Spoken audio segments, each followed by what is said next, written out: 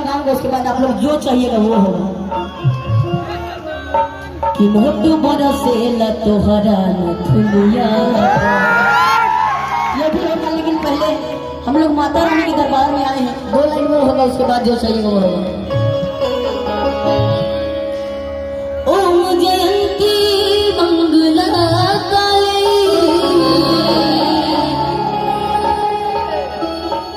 भद्रकाली कपालिनी,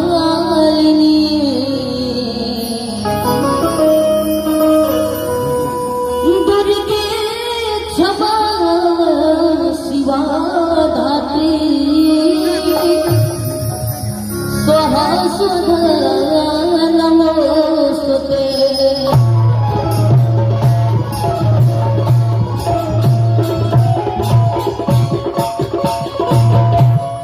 और अभी आप लोगों ने कुछ देर पहले प्रदीप भी आपा नहीं आते, आइए भाई ना। और देखिए ये बहुत अच्छे सिंगर प्रदीप प्रेमी जी आप सभी के बीच अभी गाना भी गाए हैं। मैं यहाँ पे थोड़ा सा एक ऐसे व्यक्ति का इंट्रोड्यूस कराने जा रहा हूँ जो कि बहुत जरूरी है। अरमान के पिताजी, उनके जो पापा हैं, अरमान बाबू के पापा, कमन थोड़ा सा आप यहाँ पे आएंगे।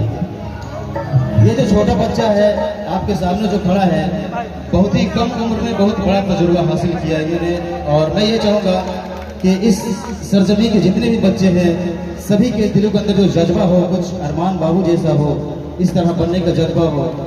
एक छोटा सा शब्द है कि अगर बड़ी सी बड़ी भी सभा में आप जाओ तो कभी किसी से कमजोर मत समझना।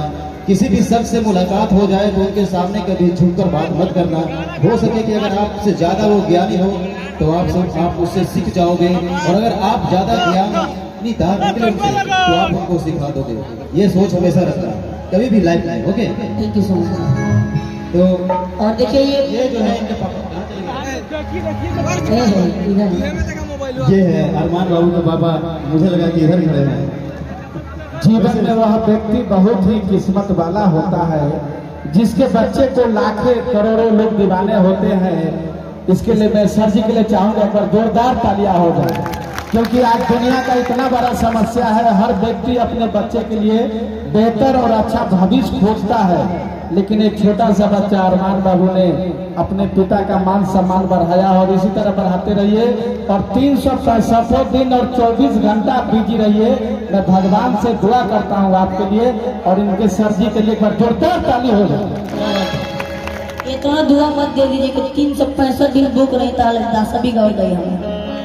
अभी 5वें दिन में हालत खराब हो गई बा। आवाज अभी अमरीश पुरी आता है, अमरीश पुरी झुक गया अंदर।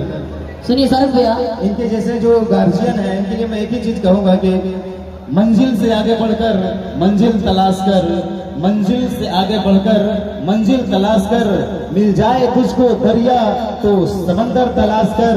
हर शीशा टूट जाता है पत्थर की चोट से, हर शीशा टूट जाता है पत्थर की चोट से, अरे पत्थर ही टूट जाए ऐसा शीशा तलाश कर। अब जो है इस स्टेज को मैं अरमान बाबू के हवाले कर रहा हूँ और उसके बाद मैं एंट्री करूंगा। जब तक के लिए आप अरमान बाबू के सामने।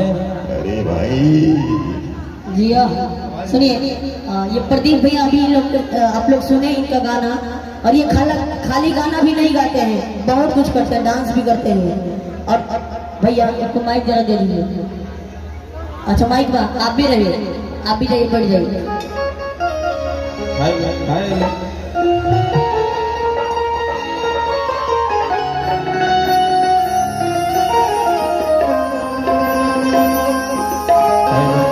भैया सादा आज गौरी खेला अरे बाबा, अरे बाबा,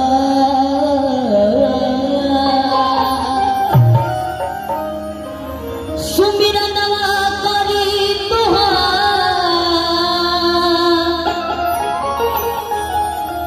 सुमिरनवा करी तुहार, गौरी के गौरी केला भैया दूल्हन उठा लो ठकरी के साथ गौरी केला लनवाए बता सुमिरा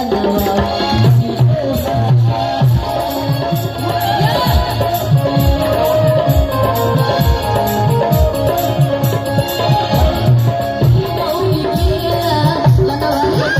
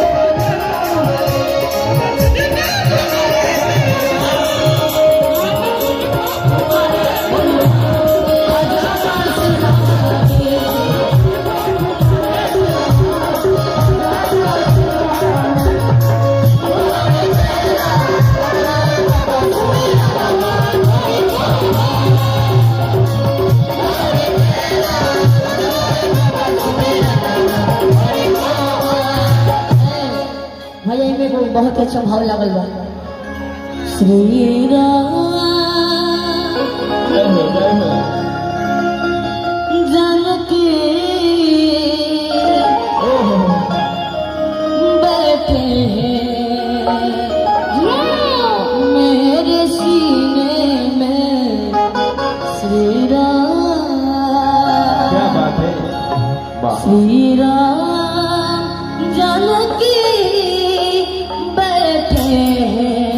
मेरे सीने में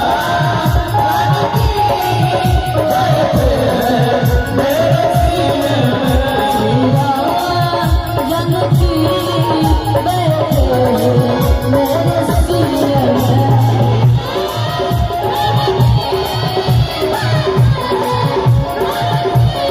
और देखिए क्या कहना है अरे माता जब की पार्वती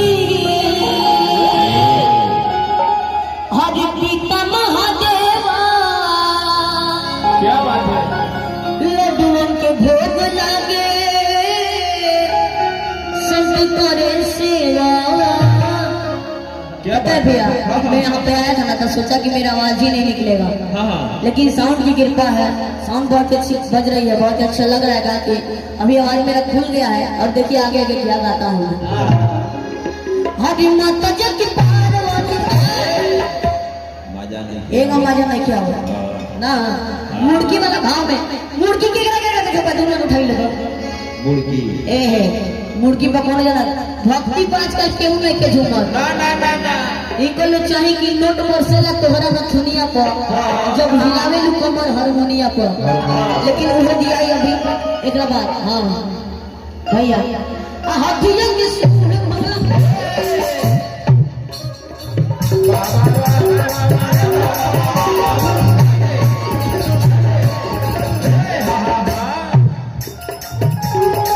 हाथिया के सुर बोला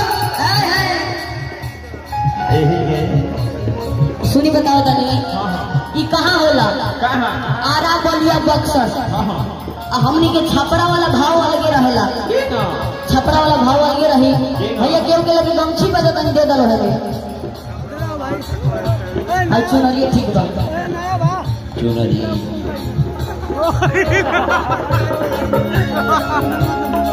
जिया भौजी जिया भौजी मत कह भैया मौसा कह के प्रणाम कर लो मौसा कह आई छपरा वाला भाव देखिए हमने के छपरा में यही गीत का कैसे गावल जाला कैसे? अरे माता जब की अरे माता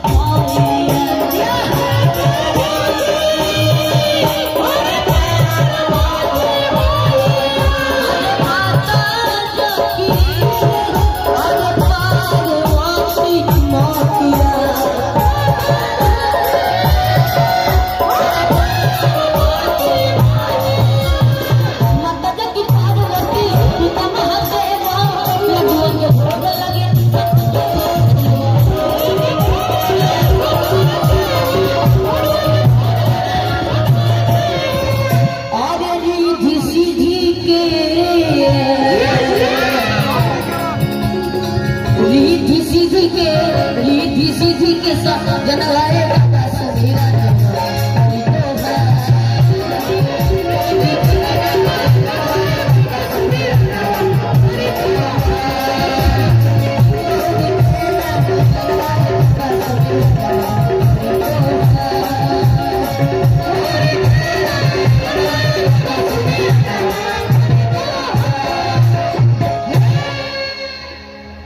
और देखिए भैया एक बार हम भोलेनाथ का जी गाना गाए।